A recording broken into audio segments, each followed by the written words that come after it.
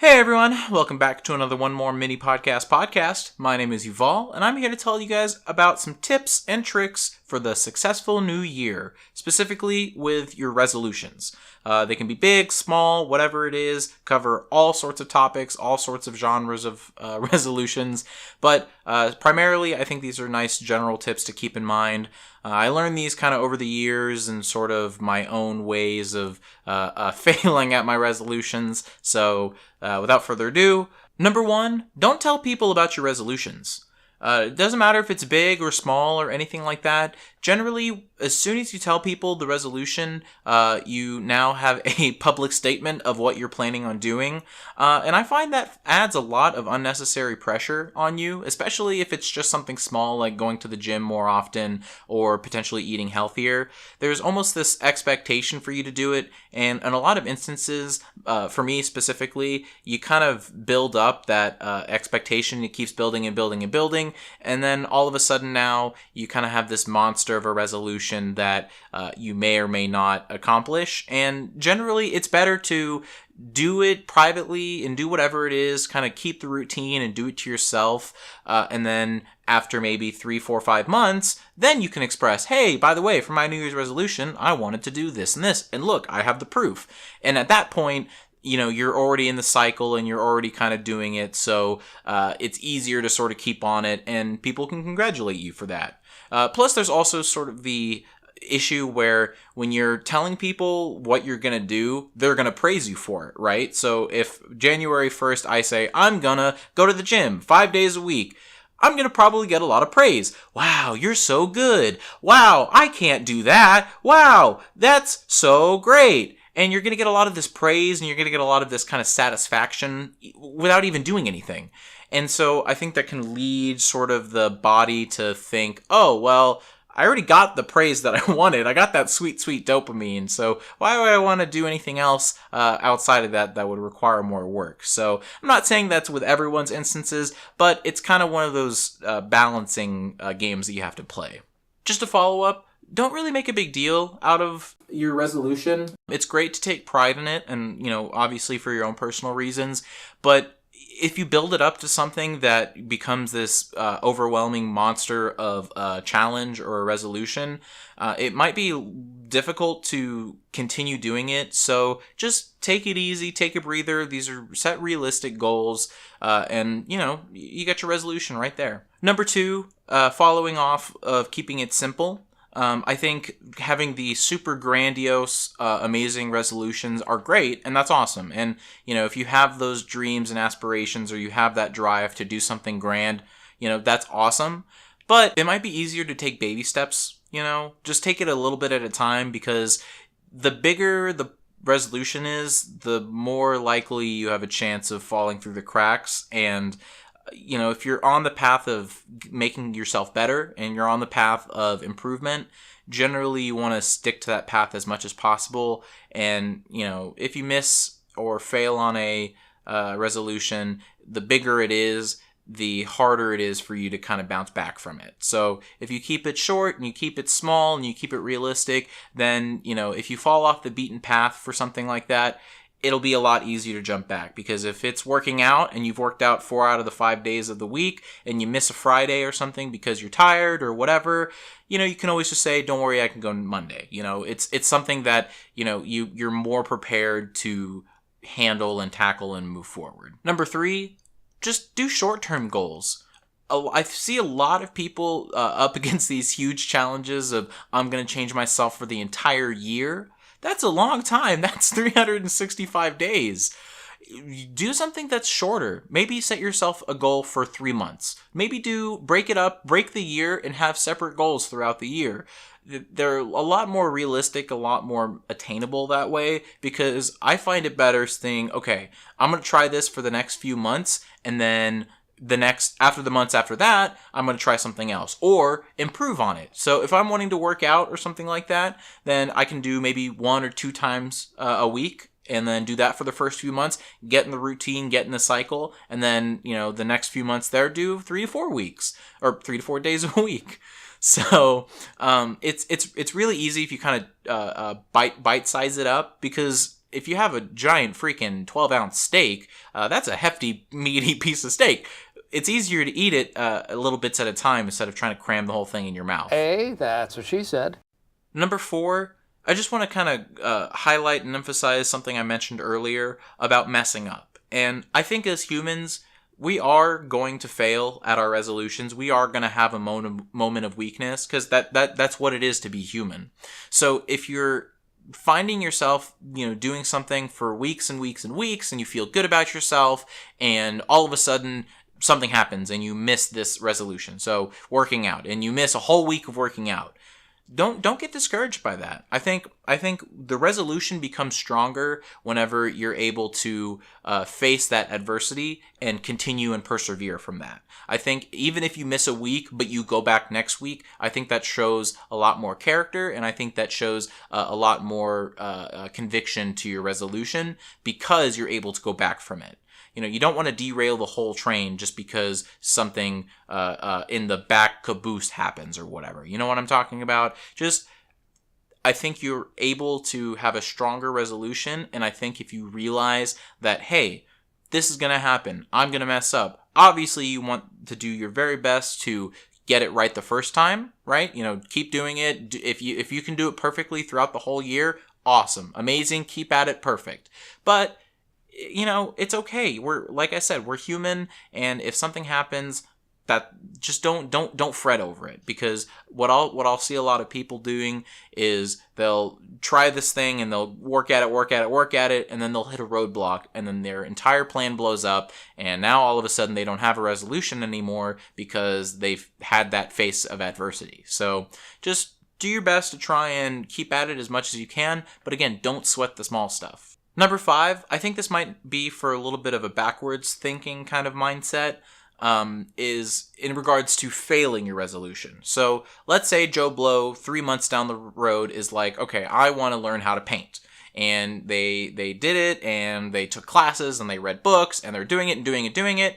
And then all of a sudden, I don't want to paint anymore, or I'm not good at painting, or whatever it may be. You come to a point where this isn't working out for me.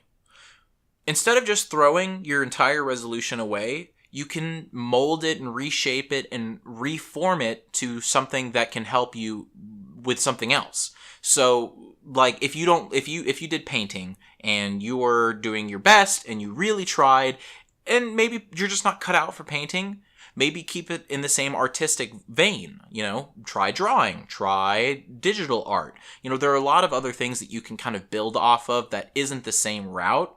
So, like, if you're in the desert and you're driving your car and you run out of gas, are you going to go all the way back to where you started to get more gas to continue your adventure again?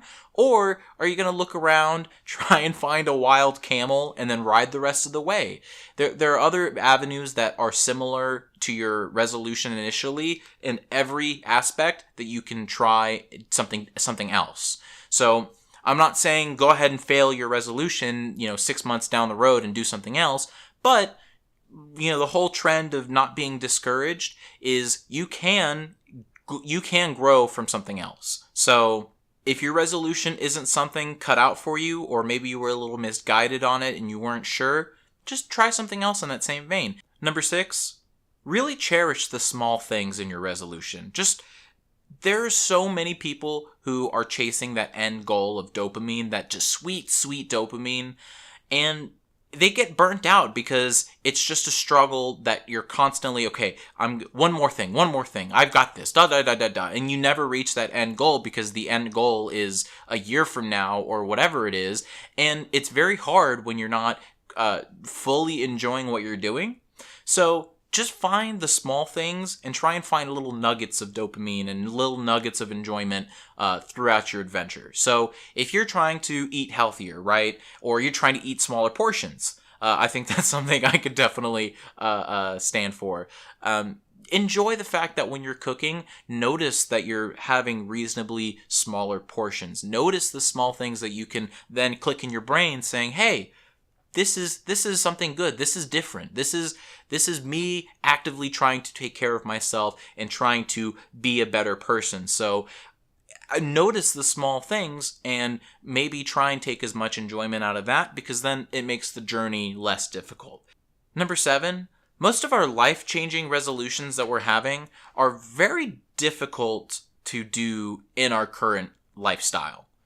A lot of the stuff that we want to do to try and get better and try and improve ourselves really requires a lifestyle change. Because if you just have a mound of stuff that's your usual stuff, and you're trying to stack even more on top of that, things are going to crumble and things are going to fall. And then that'll just kind of lead into a lot of other problems with your resolution. So you really need to take a kind of look. You really need to take a look at what you're doing and say, okay, if I want to work out before work in the mornings, I can't stay up till 2 in the morning every single night watching The Office for the 100th time.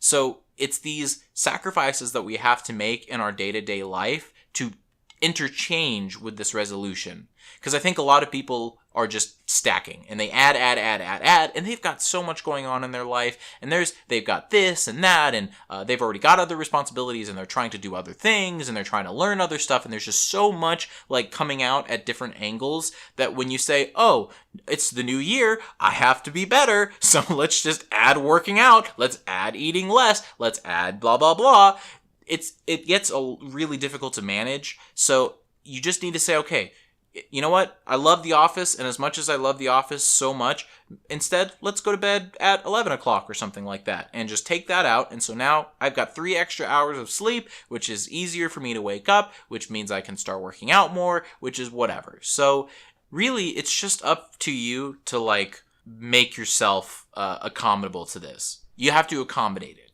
Number 8, don't shut out people who are trying to help. A lot of people kind of go with the mentality that this is my resolution and I have to improve myself, and this is me, and this is my journey to face alone.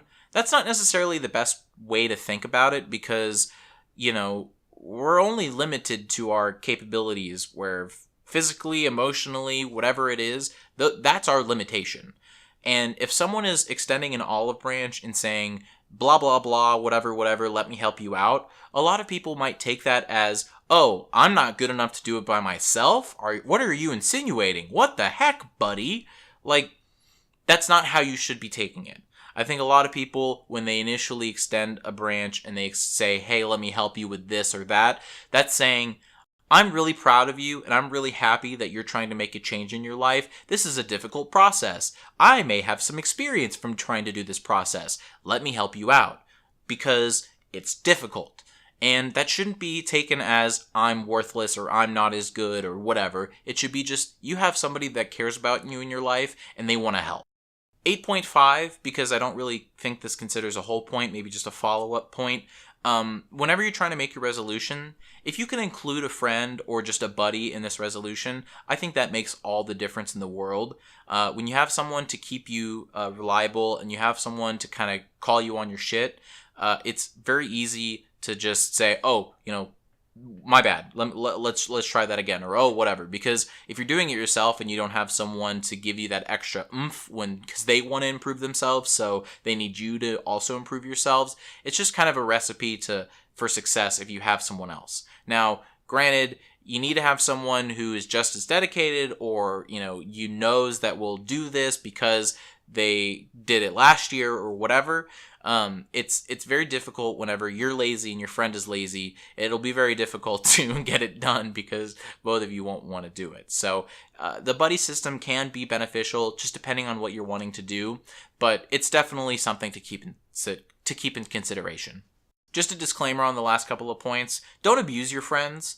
I think it's very easy to unintentionally do so. So kind of be conscious and be aware of like what you're doing and what kind of advantages you have with your friend. Because if they're willing to give you a ride to your local art center to learn a new thing or whatever, that's great. And if it's not out of their time, and if it's not super detrimental to whatever they're doing in their life, great, awesome. That's what friends are for. But like, don't make your friend drive 40 minutes to go pick you up, to drive another direction for 30 minutes, and then they've got to, so like a few hours of their whole day is taken out just to help you. Like, if it's reasonable, great. But don't go to a point where you're on the shoulders of your friend getting you through this resolution, because then you didn't do the resolution. Your friend did it, not you. So just keep that in mind. It's a very kind of thin line you can walk along with using your friends and then abusing your friends. But I think that's just kind of up to you. Judgment for yourself. Otherwise, I'll judge the crap out of you. So, but yeah, that's it. That's my list. I hope this is helpful for people. I hope you guys take something from it. Maybe not. Like in the last video, if you have any other comments or anything like that, or any other tips or tricks or Secret Life Pro hacking tools, definitely leave it down in the comments below. Like, subscribe, all that good stuff, and have a happy new year, guys, and good golly gosh, it's 2019. Oh my god.